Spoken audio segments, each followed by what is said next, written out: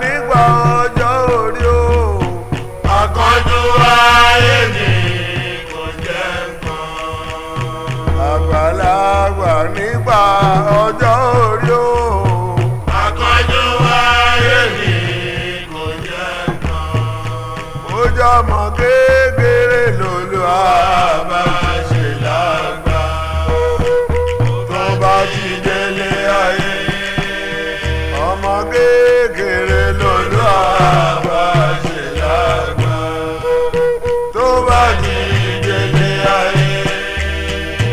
Ní wéré kíá àti Nǹkan àgbà.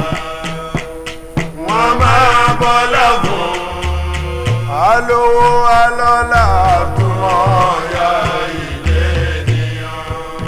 wọ́n máa Tẹríba fún alówó alọ́lá àmọ́ ọ̀yà ilé ènìyàn.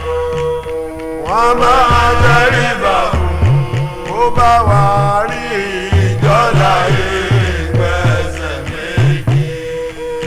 wọ́n ní kó máa rọra ó wà rí ẹgbẹ́ láyé. Ìgbésẹ̀ méjì. Wọ́n ní kó máa rọra àwọn àgbàdé àríyá Àwọn kàlẹ́ńdà. àwọn ló máa Kọ́kọ́ dìde. àwọn àgbàdé àríyá Àwọn kàlẹ́ńdà. àwọn ló máa Kọ́kọ́ dìde. wọ́n láwọn á dúró kó wá Àgbàṣíra. torí pé Ọlọ́lá ni wọ́n láwọn á dúró kó wá àgbàṣíra. torí pé Ọlọ́lá ni ọlọ́lá tọwọ́ bá kú owó náírà mẹ́fà. tó lé kí Bàbá gbà olówó tọwọ́ bá kú tó mú náírà mẹ́fà. tó lé kí Bàbá gbà bí bàbá bá dúró látàlẹ́ òwúrọ̀. Ó ti tẹ́ bàbá lọ́rùn. bí bàbá bá Dúró látàlẹ́ òwúrọ̀. Ó ti tẹ́ bàbá lọ́rùn. ibi tí a rí rè Ibi tí a rí rè. ajé lè ṣèwé dàgbà ajé tí wọ́n gbàlà. ẹ ti bọ́ bí ta gbà wọlé bàbá ń fún wa ń tọ̀kan lẹ́ẹ̀kan ẹ̀ ní mi ìdẹ́ gbọ́dọ̀ já wọlé bẹ́ẹ̀ mo fẹ́ kó bàbá bá débi tó dáa nù bàbá ní olówó làgbà ọjọ́ orí kò dá nǹkan kan ó ní bàbá ń fún wa lé ní bàbá lẹ́gbà bàbá wa Yusuf Olatunji legendary ọ̀rúnrẹ́ bàbá ibẹ̀ la gbà wọlé lẹ́nu agbóyè ló lè fẹ́ wa káàkiri akínyìn sàlàáfíà ní ṣóńdù ètò tẹ́ fẹ́ràn fàájì òpin ọ̀sẹ̀ lórí amóhùnmáwòrán nígbà tó náà láti gbé ní bá ṣe máa ń gbé ẹ̀yin bàbá ẹ̀yin màmá akí gbogbo yín pátápátá káàkiri tẹ́ ti ń wò wá ẹ̀yin tẹ́ wà nílùú Nàìjíríà ń bí ẹ̀yin tòkèkun ẹ̀yin ti Burkina ẹ̀yin ti Lomé ẹ̀yin ti Kútọ̀nù akí gbogbo yín sàlàáfíà ló ń dùn bàbá lẹ́gbàá lélẹ̀ olówó làgbà ni àwọn ilé ìta mú wọlé lédè ìjọ́rò yìí láti dé ètò tó yẹ kó yàtọ̀ sí gbogbo ètò káàkiri ẹ̀yin náà mọ̀ bẹ́ẹ̀ Lawal wà pé pẹ̀lú àbúrò mi tó ṣe kíni tó dúró gbọ̀ngbọ̀n pẹ̀lú brọ́dà mi náà Sunday Yọbásàn ẹ̀yin ti ilé agbára akínyìn káàkiri ẹ̀yin ti lọ akínyìn náà ṣàlàáfíà ni fàájì lélẹ̀ lópin ọ̀sẹ̀ tẹ́ ẹ̀ lè rí káàkiri nǹkan ó ṣe bó ṣe lọ́nbì ẹ̀ra máa mì sí babalẹ́gbà lélẹ̀ máa ti padà sọ díẹ̀ nípa àwo yìí fún yín. bàbá wa ṣe Olowobuso ọkọ̀ owó sí ládùn Àyìndé ọmọ Ìrèlú ọkọ̀ kábí ládùn ni ó owó ìjẹ́ mìíràn ẹ̀wọlé alárabàrà tó kọ́ sí Ìkòdú.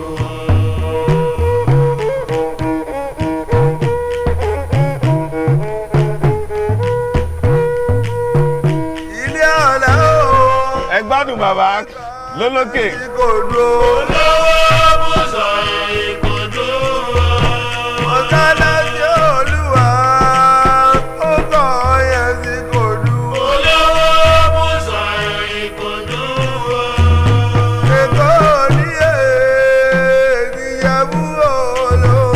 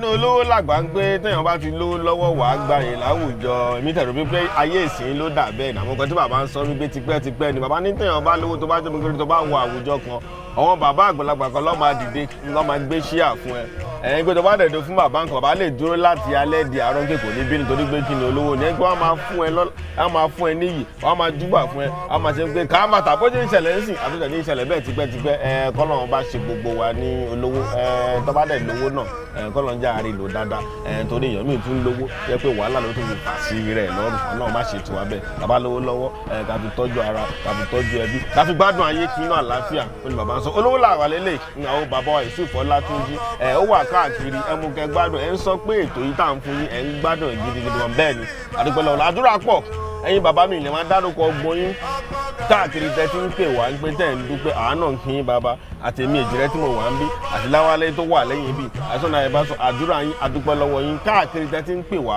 láti Kwara ni láti Ìbàdàn káàkiri mi lè máa dárúkọ ọgbọ́n ilé ẹ̀kọ́ pàmò à ń ṣe àmì wọ àdúrà à ń ṣe àmì WhatsApp náà wà ń bẹ̀ ẹ̀ ń tẹ́ bá mọ̀ nǹkan ń pa bàbá Yusuf Olatunji bẹ́ẹ̀ ṣe mọ̀ kẹ́kẹ́ ṣe kí ni ẹ fi síbẹ̀ nǹkan tẹ́ bá mọ̀ ń pa owó yìí ẹ jẹ́ ká tún mọ̀ ká náà tún dìgbà tó fi ń gbé àwa kàn ń ṣiṣẹ́ tiwa nítorí àwọn mọ̀ pé àwọn bàbá yìí wọ́n ti ṣiṣẹ́ sílẹ̀ àwọn àbúrò àdẹ̀gbọ̀dọ̀ kó lọ bẹ́ẹ̀ yẹn láti lọ́n tú lẹ́kọ̀ọ́ láti ń fún yín lọ́lọ́kọ̀ ọ̀jọ̀kan olówó làgbà lélẹ̀ lórí Faaji Opin Ose tẹ́ẹ̀ lè rí wẹ́lẹ̀ káàkiri níbi kankan ọlọ́run ló ń fún wa ṣe kò ní gbà lọ ẹ máa gbádùn ẹ lọ inú àwo yìí ni ọba alípẹ̀dé bàbá kí wọ́n délé lókè ẹgbẹ́ wọn náà àmọ́jà máa gbádùn ẹ lọ Faaji Opin Ose.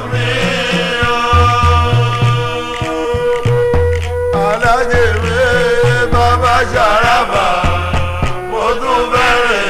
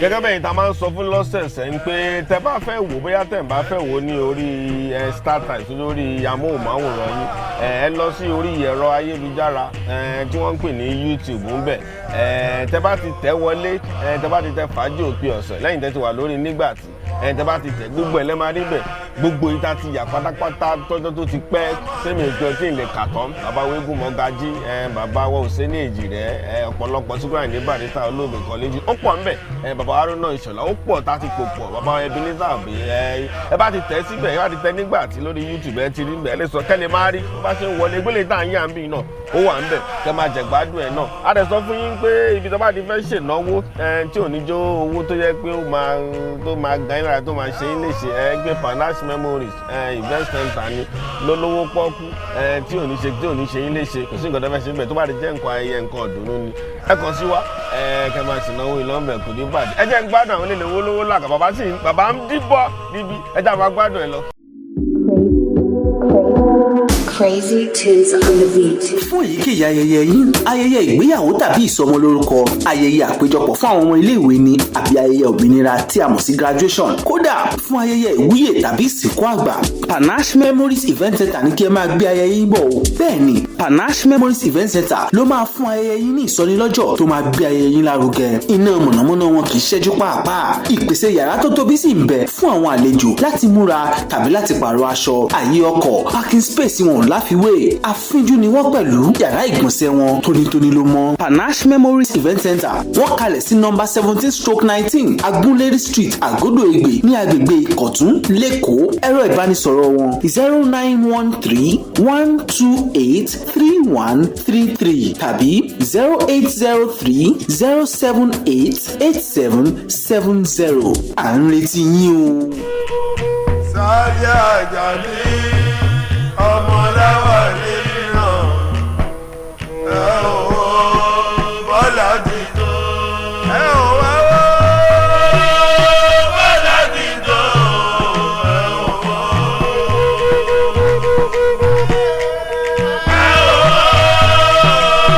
bọ́lá ti tó ẹ ò wó Sáyé Àjàní ọmọ Lawal náà ẹ ò wó bọ́lá ti tó.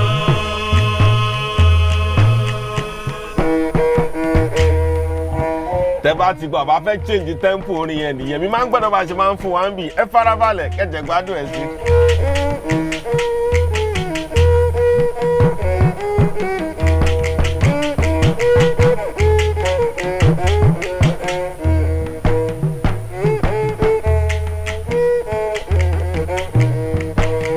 Lẹ́gbẹ́lẹ́gbẹ́ ni wọ́n lọ lọ́ba. lẹ́gbẹ́lẹ́gbẹ́ ni wọ́n lọ lọ́ba. ṣẹ́rọ Osupa ẹ̀gbá wọn dépò alàgbà nínú ẹgbẹ́ wọn máa ní nípẹ̀dé ọba lẹ́gbẹ́lẹ́gbẹ́ ni wọ́n lọ lọ́ba. ẹgbẹ́ Òṣùpá lẹ́gbàá ni bàbá wà báyìí sí bàbá ti wà mẹ́ bàbá ti fẹ́ mú látòkè títí délẹ̀ bàbá ní ọba lípẹ́dé inú ẹgbẹ́ yìí náà lọ́wà bàbá rán fún wọn lọ́wọ́ lẹ́yọ kọ̀ọ̀kan ẹgbẹ́ Òṣùpá nílùú Ẹ̀gbá ibẹ̀ ni bàbá wà báyìí sí àmọ́ bóyá ẹ̀yin tẹ wà lẹ́gbẹ́ yẹn bóyá ẹ ṣì wà láyé bódà ìjọ ọmọ yín náà ni ẹ kàn sí wa pẹ̀tẹ́ bá lè sọ ń pẹ́ ẹgbẹ́ yìí wọ́n ní ọba lípẹ́dé ọba àgbà yẹn inú ẹgbẹ́ yìí náà lọ́wà ẹ jẹ́ agbádùn mélòdì wà ṣe fún wa olówó làgbà làwọn eléyìí mo ń gbádùn ẹ̀ gidigidi. Ẹ̀dọ̀lọ́wé ẹgbẹ́ Òṣùpá ẹ̀gbá. àtìpá ẹ̀gbá làjà ní múra náà rí ẹgbẹ́ Òṣùpá ẹ̀gbá. ìyá ní kàlábí ó ní yàgùnà ẹgbẹ́ wọn ẹgbẹ́ Òṣùpá ẹ̀gbá. Lásìsì ọ̀tún ó ọlọ́gbọ̀n wọn rí ẹgbẹ́ Òṣùpá ẹ̀gbá. òsì ẹgbẹ́ ó àpènà súlẹ̀ mọ́nà rí ẹgbẹ́ Òṣùpá ẹ̀gbá. báàlẹ̀ ẹgbẹ́ ó àjìyà kábà nírú rí ẹgbẹ́ Òṣùpá ẹ̀gbá. ẹ̀kẹrin ẹgbẹ́ lójì bíbí dìrì rí ẹgbẹ́ Òṣùpá ọ bàbá àgbà yẹn máa ń fi ara balẹ̀ ni bàbá mú látòkè bàbá dẹ̀ máa mú délẹ̀ ṣẹ́ni bọ́ ṣe mú ẹni bọ́ ṣe mú kò ní bàjẹ́. ẹgbẹ́ wọn. ẹgbẹ́ Òṣùpá ẹ̀gbá. Ẹrù lè bẹ̀rẹ̀ o, àkápò ẹgbẹ́ wọn. ẹgbẹ́ Òṣùpá ẹ̀gbá. Salimonu Adégbèrò lákọ̀wé ẹgbẹ́ wọn. Salimonu Adégbèrò òun ni akọ̀wé ẹgbẹ́. Àríwájú Ọlágẹ̀ẹ́sì akọ̀wé òun àní. ẹgbẹ́ Òṣùpá ẹ̀gbá. Àtìsí ọ̀kẹ́ ní sẹ́ríkì ẹgbẹ́ wọn. ẹgbẹ́ Òṣùpá ẹ̀gbá. Lárúbà ibi dùn ní òní Zàrùmí ẹgbẹ́ wọn. ẹgbẹ́ Òṣùpá ẹ̀gbá. Ní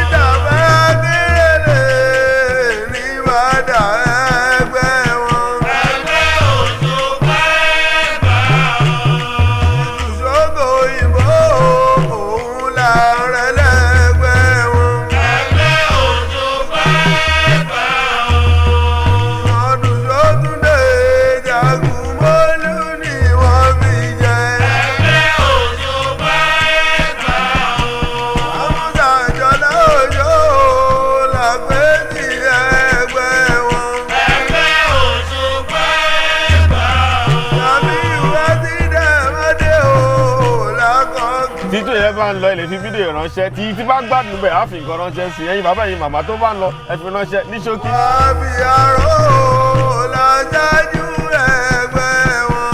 Ẹgbẹ́ Osupa Ẹ̀gbá o. Sálísà àbàgbẹ́ o ọ̀gá ńlá ni wọ́n fi jẹ. Ẹgbẹ́ Osupa Ẹ̀gbá o. Àríwú Adénìkẹ́ o Olùkọ̀tún ẹgbẹ́ máa ní. Ẹgbẹ́ Osupa Ẹ̀gbá o. Balógun Owódé Jimoh Yusuf mi. Ẹgbẹ́ Osupa Ẹ̀gbá o. Àríwú Ògúndèyí o Sẹ́ríkì Alágbẹ̀dẹ. Ẹgbẹ́ Osupa Ẹ̀gbá o. Àyíbí Ajagunjẹun Àtògùn Súlè mọ́nà mi. Ẹgbẹ́ Osupa Ẹ̀gbá o. Àrò Èkórìọlá Òṣùpá Ẹ̀gbá máa ní. Ẹgbẹ́ Osupa Ẹ̀gbá o. Síkírù ọ̀tún o àwọn ẹ̀dọ̀ olóògbé. Ẹgbẹ́ Osupa Ẹ̀gbá o. Alhaji Òtúbú o ọkọ̀ Olúdọ̀tún o. Ẹgbẹ́ Osupa Ẹ̀gbá o. Ẹ̀gbá náà sọ̀mọ́ o. Ẹ̀gbá náà àsìkò tẹ́lẹ̀ pẹ̀lú òjòyè kárímọ̀ nínú lẹ́gbà. Ẹ̀gbá náà sọ̀mọ́ o. Gbogbo wa Ẹ̀gbá náà àsìkò tẹ́lẹ̀ pẹ̀lú àrímọ̀ nínú lẹ́gbà. ẹgbẹ́ òṣùpá nílùú ẹ̀gbá wọn ní àsìkò tí ọba lípẹ́dé tí wọ́n joyè ń pé á sàn wá sówó á sàn wá sálásán gbòòrò kó ní bàbá ń sọ fún wa ń bì mo gbàdọ̀ bá ṣe fún wa ń bẹ̀yẹn Faaji Opin Ose eléyìí máa tó fi ilẹ̀ báyìí kí wálé tún já ìjókòó sí fún un. Ẹ̀gbá dé pọ̀ wá lágbà. Orí balẹ̀ adìrẹ orí balẹ̀ adìrẹ. Òṣùpá Ẹ̀gbá dé pọ̀ wá lágbà. gẹ́gẹ́ bẹ́ẹ̀ ṣe mọ̀ bó ṣe lórí Faaji Opin Ose kí gbogbo yín pátápátá gbogbo yín lólùfẹ́ wa káàkiri tẹ́ ń fẹ́ràn wa tẹ́ ń ṣàdúrà fún wa tẹ́ ń sọ pé ẹ̀ ń gbádùn àwọn ètò bá ṣe wọn lọ́kànjọ̀kan yà á dúpẹ́ lọ́wọ́ yín kò ní bàjẹ́ ìpolówó yín náà ẹ gbé wá nítolówó ráńpẹ́ ni tí ò jẹ́ nǹkan tó pọ̀ rárá akíkọ̀ ẹ̀ lólùfẹ́ wa káàkiri ẹ̀yin tí ìlú diaspora tẹ́ ẹ níbẹ̀ ṣe ń gbọ́ ètò yìí tẹ́ ẹ ń wo ètò yìí ẹ ń jẹ́ ká máa rántí lé bẹ́ẹ̀ ni nǹkan tí ètò yìí tó dálé lórí nìyẹn gbogbo ọ̀pẹ́ la máa ṣe ṣèwọ́ṣèwọ́ àṣà wa èdè wa ni Nigbati àṣà wa èdè wa ilé ìtàn ṣe mí lọ́dún pẹ́ lọ́wọ́ Ọlọ́run pé mo náà wọ́n jẹ́ pé adán ń pòpọ̀ tá a mú pé yes àṣà ò gbọ́dọ̀ parun Láwálé àbúrò mi tó wà ń bì kò ní bàjẹ́ sódà yọ bá sọ̀nà gbogbo yín padà àdúgbò àwọn táwọn ní Nigbati náà tá a rà ń ṣe kí ni tá à ń gbìyànjú lọ́lọ́kọ̀ ọ̀jọ̀kan náà àti Joshua wa àwọn ti lé agbára agbègbè ẹ̀yìn tí ìlú Ìlọrin náà akínyìn káàkiri ẹ̀yìn tẹ́ máa ń bèrè ń pé ẹ Nigbati kò síbi táǹsì ẹ lóòótọ́ wà á lù Èkó tá wà á lù Ìlọrin àmọ́ káàkiri náà nílùú Ìbàdàn náà tẹ́ bá fẹ́ pọ̀ sí wa náà wòyàn bẹ́ẹ̀ káàkiri tó bá ti jẹ́ nǹkan tó jẹ́ nǹkan ti wa lọ ni àti àṣà wa àti èdè wa àwa ń bẹ̀ akínbàbá wa ọlọ́fà náà nílùú ẹ̀rí bàbá pé wà ń gbé káwá bá wọn ṣe ọdún ìṣànkadà dẹ́gbẹ́gbẹ́ àlọ́ ó dùn ó láre ní kò ní bàjẹ́ olówó làgbà lélẹ̀ àwọn bàbá wa Yusuf Olatunji bàbá wa ìlànà òwúrọ̀ àná sọ pé Joseph ni wọ́n ń jẹ́ ń gbà kí wọ́n tó de Yusuf àtúnfún yín ẹ̀dìyẹ mú WhatsApp yẹn nìyẹn já sí nǹkan tó bá mọ̀ ń pa àwo yìí gbára ẹ ti mọ bó ṣe ìgbà tí wọ́n gbé jáde bóyá ẹ̀ mọ̀ ń pa ẹgbẹ́ ìgbọ́n tó ṣe ẹ sọ fún wa ń bẹ̀ náà àwa tún máa rí yín ní ọ̀sẹ̀ tó bẹ jírò yìí là adúró gbọ̀ngbọ̀n Awale Sunday ayọ̀ bá sọ Faaji Opin Ose lórí amóhùnrán Nigbati amóhùnmọ́ràn mídò mi Faaji Opin Ose ó dàbọ̀. Ẹ wo dé Olúwa ìyá omi rẹ̀ fún